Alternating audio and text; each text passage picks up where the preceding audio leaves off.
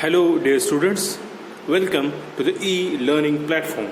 In today's video lecture, we will discuss a fifth problem on projection of solid. Now let's see a problem. A pentagonal prism having side of base 30 mm, axis length 60 mm is resting in the HP on one of its base edge. Draw the projection of the prism if the face containing that edge makes an angle of 60 degree with HP and its axis is parallel to VP.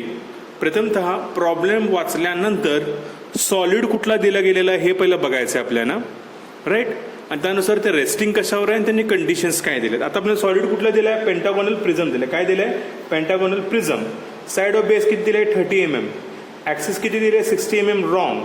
Resting in काय म्हणलंय, HP. On काय म्हणलंय, base age. काय दिलेलं आहे, base age. आता इथं pentagonal prism दिलाय की pyramid दिलाय, प्रिझम. प्रिझम म्हणजेच काय, जो बॉटम बेस असतो तोच काय येणार आहे माझा वर टॉप फेस असतो प्रिझमला, राईट. सो आणि रेस्टिंग काय दिलंय, on HP on one of its base edge. So ती जी काय बेस एज पाहिजे ती कुठे यायला पाहिजे, माझी राईट हँड साईडला यायला पाहिजे, राईट. ती दिली त्याची बेस साईड मला 30 mm दिले, राईट. सो 30 mm चा पहिला बेस साईड प्लॉट करून घ्यायचं. A B. पेंटागॉनला बाहेरचा एक्सटर्नल अँगल किती असतो, 72 डिग्री असतो. किती असतो अँगल, 72 डिग्रीज, राईट. सो इथं प्रोटेक्टरचं सेंटर ठेवा, तिथून 72 चा अँगल लोकेट करा. 70, 71, 72, राईट. सिमिलरली इथं परत प्रोटेक्टरचं सेंटर ठेवा, तिथून 71, 52 लोकेट करा, राईट. तर लोकेट केल्यानंतर त्या पॉईंट पासून एकदम फेंट मध्ये आता पाहिलं लाईट पास करून द्या, एकदम फेंट मध्ये,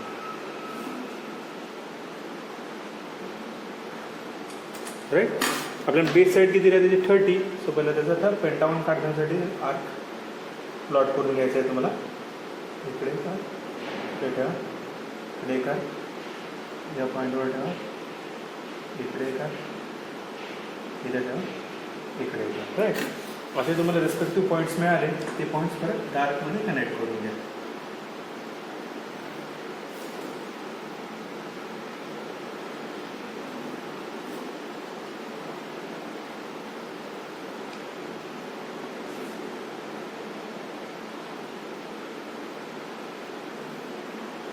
राईट. पेंटागॉन आपलं प्लॉट करून झालं. A, B, C, D आणि E असे पॉईंट्स आपण प्लॉट करून घेतले. आता पेंटागॉनचा मेजर काय, आपल्याला सेंटर लोकेट करायला पाहिजे, ऍक्सेस लाईन प्लॉट करायला. सो हा जो काही डीचा पॉईंट आहे with the help of drafter directly एका पेंटमध्ये पास करून घ्या, राईट. आता सेंटर लोकेट करताना काय करायचं, इथून हे जे काही सेंटर इथं कट झालेलं आहे, सो हे डिस्टन्स घ्या मॅपकटमध्ये, हे डिस्टन्स घ्या. इथं बीचे जेडून इथला हे जा आपला कट करा, राईट. इथं हे डिस्टन्स घ्यायचं आहे, A to हे इथं कट झालं ते डिस्टन्स घेऊन बीचे जेडून त्या लाईनला कट करा. कट केल्यानंतर हे जे काय आहे ते पेंटमध्ये जोडून घ्या. या दोन लाईनचं जिथे इंटरसेक्शन होईल तर मला काय मिळणार, सेंटर मिळणार, दॅट इज O आणि S. इथं मला काय मिळालं, सेंटर मिळालं. Prism resting on HP on one of it's bases. He bases आपण इथं राईट हँड साईडला घेतली. त्यानुसार त्याचा फ्रंट व्ह्यू पास करायचा आहे. सो त्याचे जेवढे काय पॉझिटिव्ह पॉईंट्स आहेत, जेवढे पॉईंट्स अवेलेबल आहेत तेवढे सगळे पॉईंट आपल्याला व्हर्टिकली अपवर्डवरती पास करायचे आहेत, right, centre line. Axis height किती दिली मला, टोटल 60. किती दिले, 60चा पॉईंट लोकेट करून घ्या.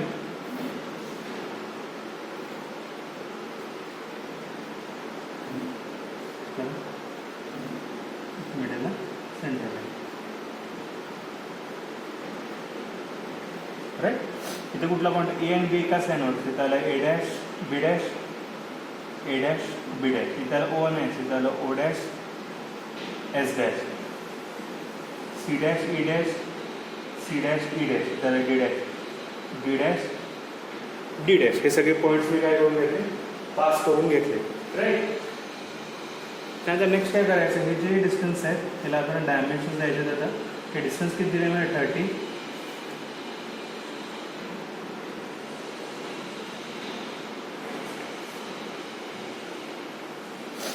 हाईट किती दिली मला, टोटल 60.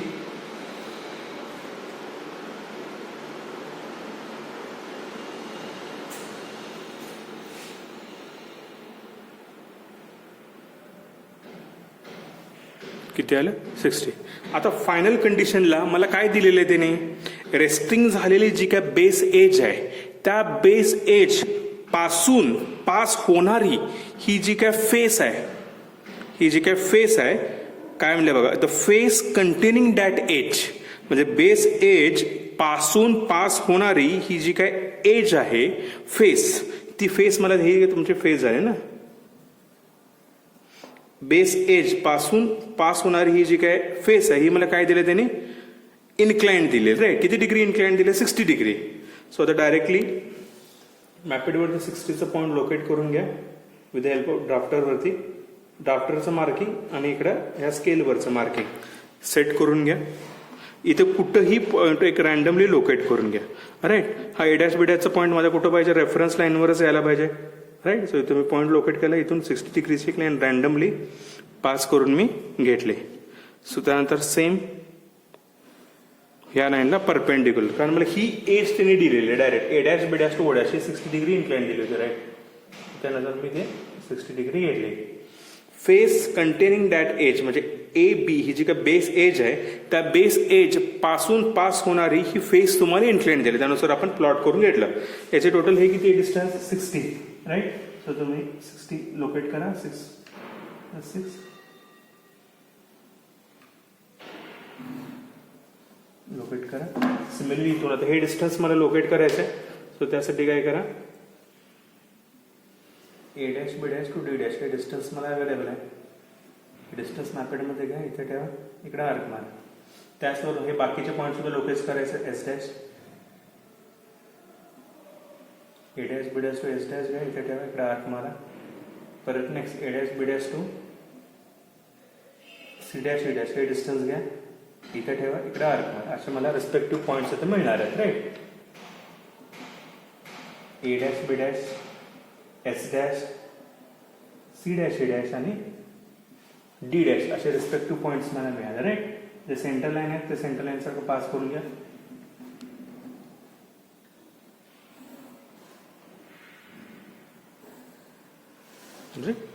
आता हे बसत नाही तर तुम्ही with the help of drafter करा किंवा रोल अँड ड्रॉ.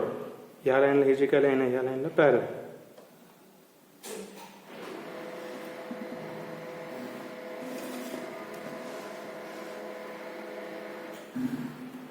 जे काय प्रोजेक्शन्स आहेत ते सगळे काय करून घ्यायचे आपण डार्क.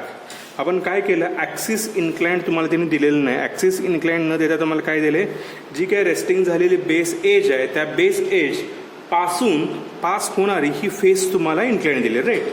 परत त्याला naming a dash b dash o dash c dash a dash आणि डी डॅश. आता परत वरून कुठला आला माझा, टॉप व्ह्यू ऑब्झर्वर आला आणि इकडून परत कुठला आला माझा, साईड व्ह्यू ऑब्झर्वर, राईट. परत ड्राफ्टर 0ला सेट करून घ्या.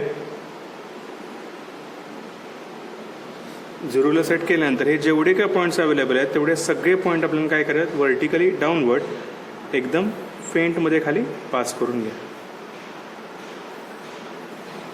राईट. सिमिलरली इथून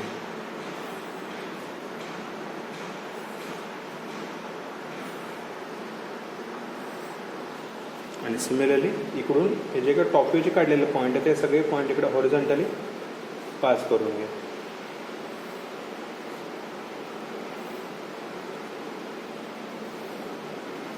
राईट. आता वरून बघितल्यानंतर हे a b c d e हे सगळे पॉईंट मला काय आहेत, विजिबल आहेत.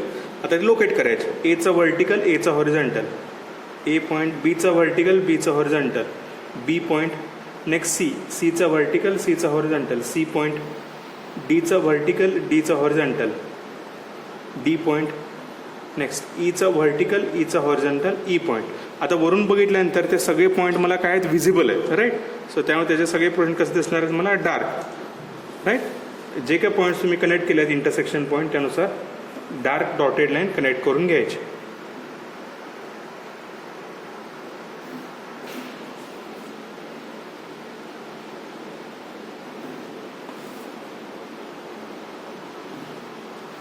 राईट. आता सिमिलरली इकडचे पॉईंट बघताना ह्या डायरेक्शनने बघायचे आहेत. पहिले लोकेट करून घ्या. एचा व्हर्टिकल एचा हॉरिझॉन्टल, ए पॉईंट बीचा व्हर्टिकल बीचा हॉरिझॉन्टल, बी पॉईंट. नेक्स्ट सीचा व्हर्टिकल सीचा हॉरिझॉन्टल सी पॉईंट. डीचा व्हर्टिकल डीचा horizontal D point. Icha vertical Icha horizontal E point. आता लोकेट करतात इकडून बघताना बघायचं इकडचे पॉईंट बघताना राईट. डी टू सी हे दिसतं का मला डी टू सी दिसतं राईट. सो त्यामुळं डी टू सी कसं दिसणार आहे डार्क. डी टू ई दिसतं का मला इकडून बघितलं तर डी टू ई दिसतं राईट. सो त्यामुळे डी टू ई कसं दिसणार आहे मला कम्प्लीट डार्क. सो इकडून बघताना ह्या डिरेक्शन बघताना सी टू बी दिसतं का नाही ही फेस आतल्या साईडला आलं आहे म्हणजे इथून बघितल्यानंतर ते इनविजिबल आहे राईट. सो त्यामुळे त्याचे प्रोजेक्शन कसं दिसणार आहे सी टू बी मला डॉटेड. नेक्स्ट इथून बघताना बी टू ए दिसतं का मला इकडून बघताना नाही त्यामुळे त्याचे प्रोजेक्शन कसं दिसणार आहेत मला डॉटेड.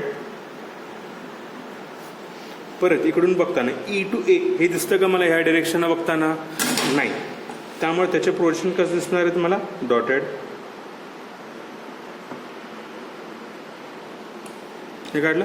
आता एजेस जोडायचे इकडून बघताना डी डी हा फक्त पॉईंट मला विजिबल आहे का इनविजिबल आहे विजिबल आहे right. So d to d dark. इकडून बघताना सी सी हा पॉईंट विजिबल आहे की इनविजिबल आहे विजिबल आहे त्यामुळे सी टू सी डार्क. इकडून बघताना ई ई हा फक्त पॉईंट विजिबल आहे का इनविजिबल आहे विजिबल आहे so e to e dark. इकडून बघताना बी बी हा फक्त पॉईंट विजिबल आहे की इनविजिबल आहे इनविजिबल. इकडून बघताना दिसत नाही आहे राईट. सो त्यामुळे बी टू बी डॉटेड. सेम इकडून बघताना परत ए ए हा फक्त पॉईंट मला विजिबल आहे की इनविजिबल आहे इनविजिबल आहे त्यामुळे ए टू ए डॉटेड